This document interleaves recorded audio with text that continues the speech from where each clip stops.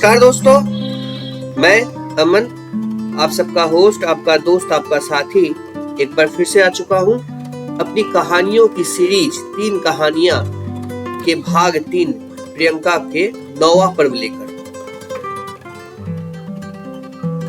दोस्तों, अब तक आपने सुना रॉनी और प्रियंका के प्रेम प्रसंग की बात पूरे स्कूल में आग की तरह फैल गई। पहले दोनों ही खुद को इस बला से दूर रखना चाहते थे, मगर खुद से ही किए गए वादे से दोनों भटक गए। दिल के आगे दिमाग की एक ना चली और फिर वही हुआ जो वो दोनों नहीं चाहते थे। अब ना तो स्कूल के टीचर्स का डर था और ना ही समाज का। इसी बीच रॉनी को अपने माँ के बीमार होने की खबर एक पड़ोसी से मिली। वो सब कुछ छोड़कर अपने घर चला गया और एक तरह से स्कूल और प्रियंका के बारे में सब कुछ भूल गया। अब सुनते हैं आगे की कहानी।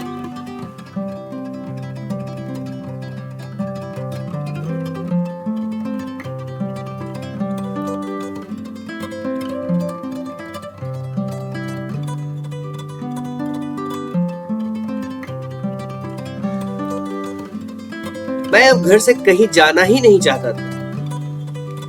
कुछ दिन माँ के साथ बिताए तो उनका भी स्वास्थ्य ठीक होने लगा। भैया का भी बोझ थोड़ा हल्का होने लगा। घर में सुकून आने लगा। लगभग 10 दिनों के बाद मेरे पास एक फोन आया। दूसरी तरफ प्रिंसिपल साहब थे। पूछ रहे थे कि मुझे क्या हुआ है, मैं स्कूल क्यों नहीं आ रहा हूं, मुझे अब पढ़ाना है भी या नहीं। और इन सभी सवालों का मैंने एक ही जवाब दिया, sir I am very sorry, पर अब मैं वापस नहीं आ पाऊंगा। मेरे इतना कहते ही सर ने फोन काट दिया। और अब मुझे याद आया कि मेरे बारे में तो और भी लोग होंगे जो सोच रहे होंगे। उन्हें फोन करके अपने बारे में बता देता हूं। सबसे पहले पायल को फोन किया, मगर उसका फोन लगा नहीं। फिर संजय और अनिल को फोन किया, पर उन्होंने ढंग से बात नहीं की। फिर मैंने चाय वाले को फोन किया। उसने बड़े आराम से बात की और सभी का हाल भी बताया, और साथ में ये भी पूछा कि क्या मैंने प्रियंका से बात की या नहीं। वो 2-3 बार मुझे ढूंढते हुए उसके पास आई थी। मैं एकदम से सन्न रह गया, क्योंकि मैं प्रियंका को तो एकदम ही भूल गया था। एक बार भी उसकी याद नहीं आई मुझे। मैं ग्लानि बोझ से दब गया और इसी असमंजस में रह गया कि मैं उसे फोन करूं या ना करूं।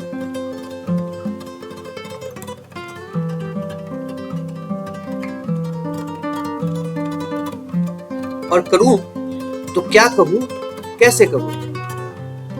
करीब 1 महीने के बाद मैंने सोचा कि मुझे वापस जाकर स्कूल को ये लिखित में बता देना चाहिए कि अब मैं यहाँ लौट कर नहीं आने वाला और ना ही यहाँ काम करने को इच्छुक हूँ।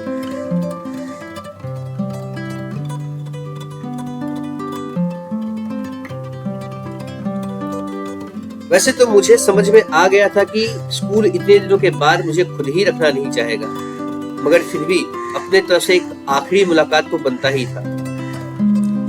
मैं खुद से ही दुखी हो चुका था, क्योंकि जो भी मैंने किया था वो एक समझदार लड़का कभी नहीं कर सकता था।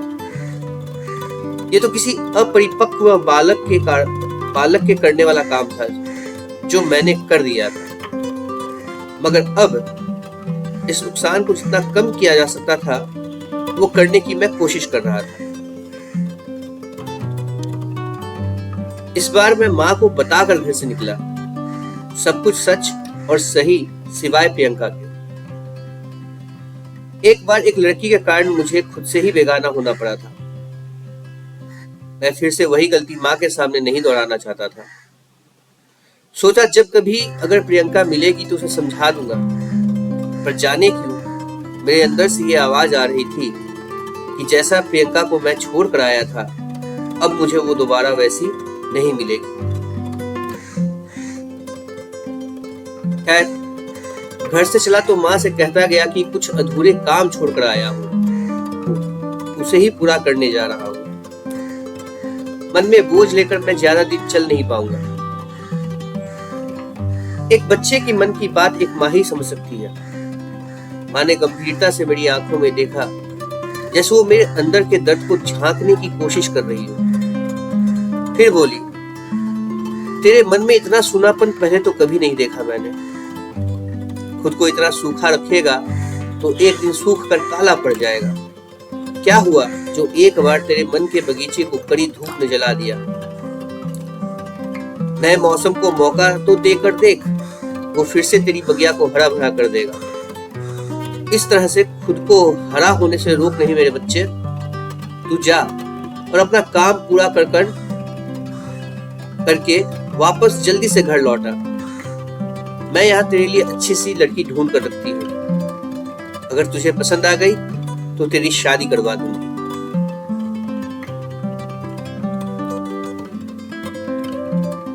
अब माँ को क्या पता कि बेटे का मन कहीं और लगा हुआ है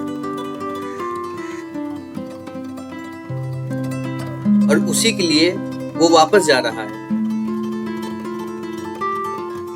पर माँ को फिर से वही सब बताकर मैं कष्ट नहीं देना चाहता था।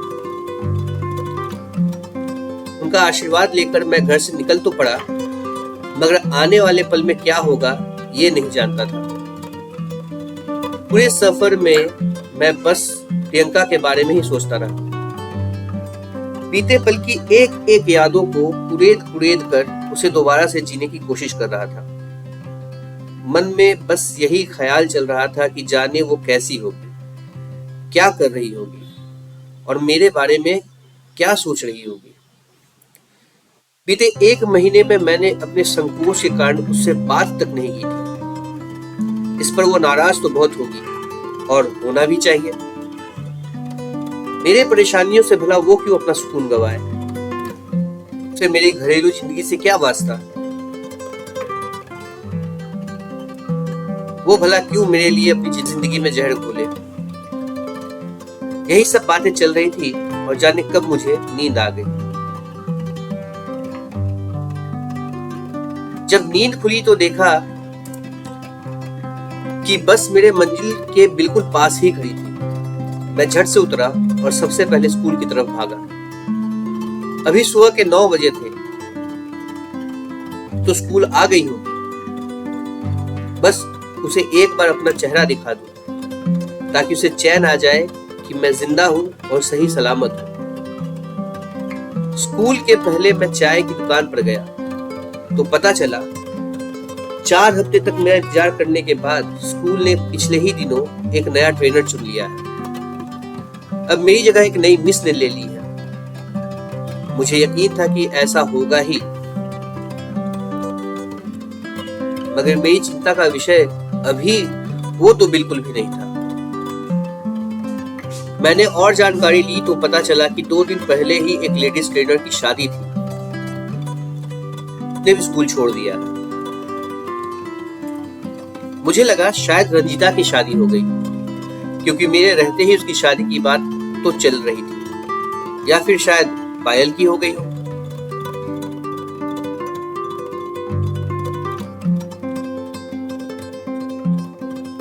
एक पल के लिए भी मेरे मन में प्रियंका के बारे में ख्याल नहीं आया। मैंने उसे अभी तक फोन भी नहीं किया था। सोच रहा था कि अचानक स्कूल में मुझे देखकर वो चकित हो जाएगी।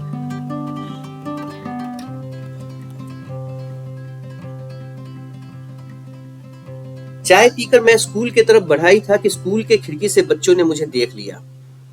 मुझे देखकर वो क्लास में शोर मचाने लगे, सर आ गए, सर आ गए। उनकी आवाज सुनकर क्लास में बैठी नई मिस भी देखने के लिए खिड़की पर आ पहुंची कि ये कौन सर है जिसे देखकर सभी बच्चे इतने उत्साहित हो रहे हैं।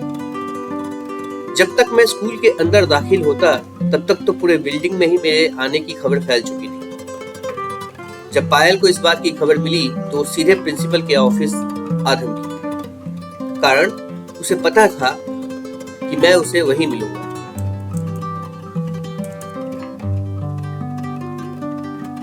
पहले तो वो मुझे नाराज दिखी, मगर अगले ही पल उसके भाव में क्रोध की जगह क्षोभ ले लिया। मैं उसके भाव को पढ़ चुका था, मगर समझ नहीं पा रहा था कि ये क्यों है। पायल को देखकर मैं सोचने लगा कि अगर ये यहाँ है तो इसका मतलब हुआ कि रंजिता की शादी हुई है। वैसे भी वो मुझे दिख नहीं रही है।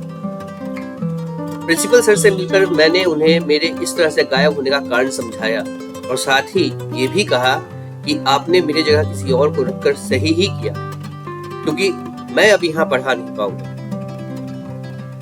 मैं तो बस यही कहने और आप सबसे इस तरह से गायब हो जाने के लिए माफी मांगने के लिए आया था। हाँ, आपसे एक परमिशन चाहता हूँ। क्या मैं जाते जाते एक बार बच्चों से और ट्रेनर्स से मिल सकता हूँ?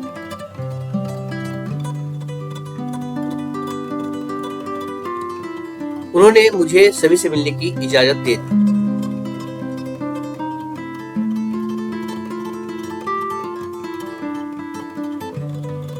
लंच टाइम में मैं सबसे पहले बच्चों से मिला और फिर जाकर स्टाफ रूम में ट्रेनर्स से मिला। वहां सभी मौजूद थे सिवाय रंजीता और प्रियंका के। रंजीता को वहां भी ना देखकर मेरा शक यकीन में बदलने लगा कि शादी रंजीता की ही हुई है। जेम्स ट्रेनर ने मुझसे मिलने में ज्यादा दिलचस्पी नहीं दिखाई और मुझे भी उनसे मिलना था नहीं। मैं तो मुख्य रूप से प्रियंका और पायल से मिलने आया था। प्रियंका तो थी नहीं, मगर पायल थी। वो तो प्रिंसिपल के केबिन में भी मुझसे मिलने आई थी। उस समय कुछ भी बात हो नहीं पाई, मगर अभी तो पूरा मौका था। चूंकि उस समय स्टाफ रूम में और भी कई ट्रेनर थे, तो पायल मेरे साथ स्कूल के बाहर चली गई। चाय की टपरी पर बैठकर हम बातें करने लगे।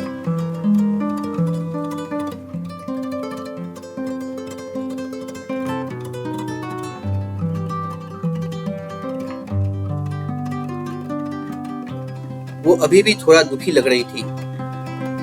उसे देखते हुए मैं बोला, सॉरी यार, बिना बताए इस तरह से जाना पड़ा, मगर मेरा जाना बहुत जरूरी था। मुझे बीच में ही टोकते हुए बोली, इतना जरूरी था कि तुमने स्कूल को भी नहीं बताया और मुझे भी नहीं बताया।